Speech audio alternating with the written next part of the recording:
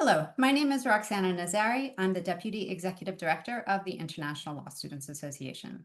We are continuing our series today of interviews with remote coaches, which we hope will be helpful as this program has proven very popular and is expanding. And today we have with us Kevin Gray, who has lots of experience both judging and coaching. Kevin, would you like to introduce yourself? Hey, nice to see you, Roxana, and thanks for having me. You're right. So I've coached Jessup off and on since about 2010. And then the years I wasn't coaching, I was judging. So I have roughly 15 years of experience in one way or the other in Jessup. I've engaged in both remote coaching, physical, on the ground coaching, and judging. For schools in the United Arab Emirates and in China, I coached in person. And then I've also coached remotely for schools in Egypt, in Iceland, Myanmar, and of course, consulted with some of my other friends as a coach and just as a volunteer judge. Great. So to get started, how do you first establish contact with the team when you're remote coaching? So it's typically the case that someone at Jessup will reach out to me and say, "Hey, Kevin, you're not coaching a team this year. Can you help coaching?" And this will normally take place August, September. It's quite often it's the case that it's schools from less resourced parts of the world. So Myanmar, obviously not particularly well resourced at the time I was coaching. The country was on the edge of the civil war. Egypt, something similar. And so I've been contacted by various teams that way, either through ILSA and then sometimes just on LinkedIn, in which case I normally respond saying, "Yes, I'm free this year," or "No, I'm not free." And how do you establish a bond with the team when you're meeting them only remotely? So I think the first thing to do is just sort of, in my view, is always to do some prep work, right? Know the country, know what the resources are likely to be, know something about the history of the country and the history of that country's involvement in Jessup. I mean, it's like most things in life. If you're able to show that you're knowledgeable about the background in which the students are coming from, something about their language, something about what their legal studies have likely to have been, something about the legal system in their country. And these are all sorts of things that you can figure out pretty quickly just on the internet. Students really appreciate that. And of course, the other thing to remember is at the end of the day, like that bond will form over time if you're open and receptive to the students. Students are enormously grateful that you're able to spend this kind of time helping them and will go out of their way to share details about their lives if you're willing to listen. And I think that that's the greatest thing I would say is be prepared to listen and talk to the students. Take a little bit of time at the beginning of every session to just talk about what's going on. Where are they in their school? What are their exams likely to be? That sort of thing. And you've now addressed this a little bit already, but what are some of the specific cultural issues that you might face when you're coaching a team?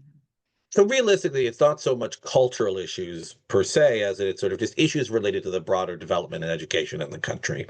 So I remember helping a friend a couple times for a team in Zambia, and it's very clear, right? They had very poor internet and they had very poor research materials available to them. So of course, I made sure that whatever publicly available materials I had, I was able to provide them. In some cases, that just means reaching out to your friends who've authored textbooks and say, "Hey, do you mind if I share this with a team from Zambia?" Right? Do you mind if I send a couple of these articles? And no one's ever going to say no to that. ILSA obviously provides documents every year in the form of the basic materials. Make sure the students refer to those. And quite often there'll be subscriptions to various legal databases available to the students, either as part of Jessup or just by writing to the database author, database administrator. They'll often give you access. So you can often get complimentary access to Hein Online or LexisNexis or any one of these other providers for a few months. Just tell them, "Hey, can I get access for 3 or 4 months until Jessup is over? We'll be sure to acknowledge you." They're generally willing to do that because you're not really costing the company anything. They weren't going to be getting subscriptions from these universities anyway. And it looks good ultimately on their bottom line. It looks good as part of their corporate social responsibility. And do you face sometimes technical challenges? Are there certain platforms that have worked better for remote coaching than others? I mean, the reality is you're going to have technical challenges, right? It's just inevitable. Now, of course, the nature of these technical challenges is going to be very different depending on where you are. I mean, I think all of us who've done any remote work during COVID, including, those of us who are litigators like myself who've appeared in court, have experienced Zoom crashing, have experienced internet connections running awry. I mean, ultimately, what you need to do there is just make sure you've got your patient and you've got a backup plan. Get the students' WhatsApp numbers, form a WhatsApp group. That tends to be one of the most reliable ways of contacting students around the world. Make sure you're connected on LinkedIn. I mean, these are the sorts of things you could do to make sure at the end of the day that you can be in touch with the team. And then if something goes wrong, you can keep your meeting going by voice over WhatsApp or by some other way. Get a Zoom subscription.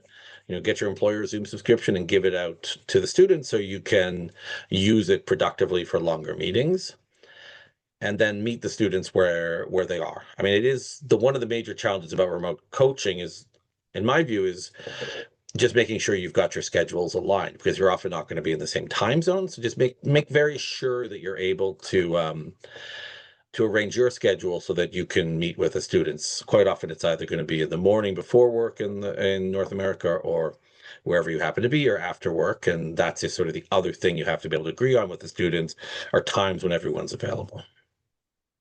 And how do you manage the expectations, both of the team and yourself when you're establishing the schedule?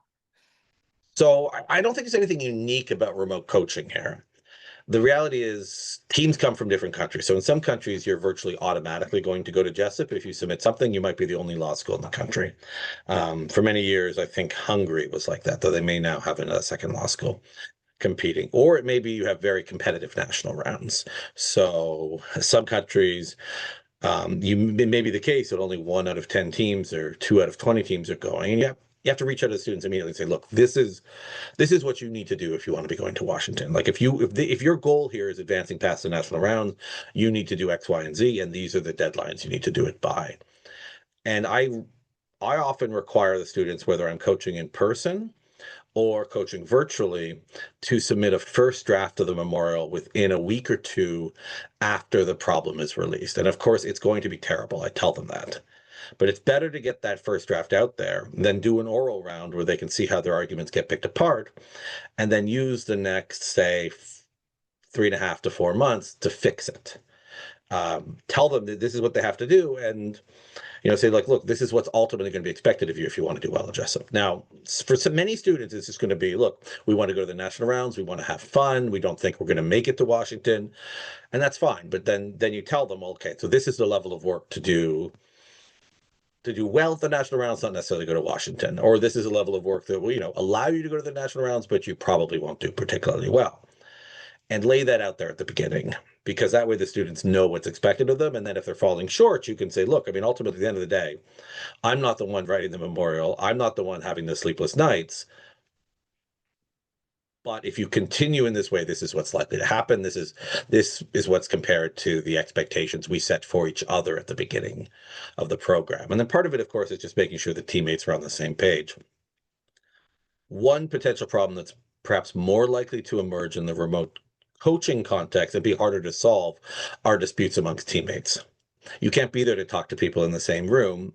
And ultimately, that inability to be present, I think, does impact the ability of people to relate to each other. And I think we all experienced that at some time or another doing remote work during COVID. So that's a sort of major place where group dynamics can be disrupted. You can find ways around that, like I spoke about earlier. You can have meetings, you can have sort of virtual coffees, you can take time to talk to students. You're never going to be able to entirely make it up, but that is one thing you can do. And what are some of the perhaps other differences between remote coaching and coaching in person? Well, one of the things I think you have to be very worried about with remote coaching is providing timely feedback. And so it's much easier to give virtual feedback when someone's in the room, you listen to their argument, provide immediate feedback. You can go over their written submissions line by line, just on paper in front of you. So what you can do, of course, is share a screen on Zoom, go line by line through it, or you can have them send you their memorials and you can mark it up and you can comment it up and then send it back and discuss it that way. I mean, that's a significant issue that can be dealt with really sort of by pre-planning, but is a departure from what's done in person. And what about the time commitment? Do you find that different remote coaching or in person, or does that also vary by team? I think it varies by team. In my experience, it's probably less remote than in person just because of sorting out time differences and schedules and everyone being in the same place can be much more difficult remotely. It's often the case also just, remote coaching is often for schools that don't have a strong Jessup tradition. And my sense is students don't necessarily recognize the time commitment. So if you're coaching in person, it's quite often the case that these students have had experience with, you know, by talking to students in previous years about what is required and are more likely to be there for longer hours. So again, it's going to depend. It's, the culture of the law school, the workload of the students, when in the student academic year Jessup happens to fall relative to exams and other deadlines. But I think overall, it's likely to be the case that remote coaching is probably less time consuming. I think probably that's a good thing because long hours on Zoom are, as we all recall from the pandemic, rather exhausting. Yes, yes. Did you find the time commitment more during the oral phase or the memorial phase, or was that about the same? I think it really depends on the team. The one thing you want to do during the oral phase, and this is just good advice generally, is make sure that you have multiple different judges. And most lawyers will do it, will show up and judge it, because in many jurisdictions, this counts as continuing legal education to coach a moot team, to judge a moot. Obviously, check in your jurisdiction before you do this to be sure it will count, but it often does. And so lawyers prefer doing this to most other types of continuing legal education. And it's good for the students to hear different questions with different accents, different speeds, with different paces, with different emphases. All of these are really important, both in person and virtually. One year, and this was when I was early on in my coaching career, I had judged every round as the president. I didn't have I was relatively new to the process. I didn't have a lot of friends I could draw on. And so the students got in the habit of saying, Mr. President, Mr. President, Mr. President over and over again. Flash forward to the international rounds in this mood, and it wasn't Jessup. And there was a female president, and one student said, Mr. President, for 20 straight minutes. And I don't think it helped our score very much. Mhm. So you're just, I mean, it's obvious how that could happen. It's obvious how a student could get in the habit of doing that, especially a student who doesn't speak English as a first language. And these are the sort of things you need to be prepared for when you're coaching. Okay. And then finally, what are some of the rewards you found of remote coaching? I mean, look, ultimately, you get to meet really interesting people around the world, people you might not meet otherwise. I have friends in various different countries from remote coaching, from Jessup, from all of this. And I think that's extremely rewarding. As a practicing lawyer, it also means I can just pick up the phone and call lawyers and former students anywhere in the world, typically if I have a legal question or I need to make a referral.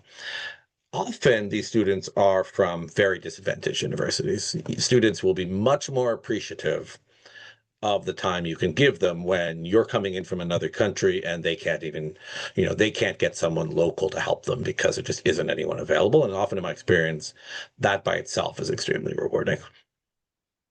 And have you been able to meet any of the teams in person eventually, or team members eventually that you coach remotely?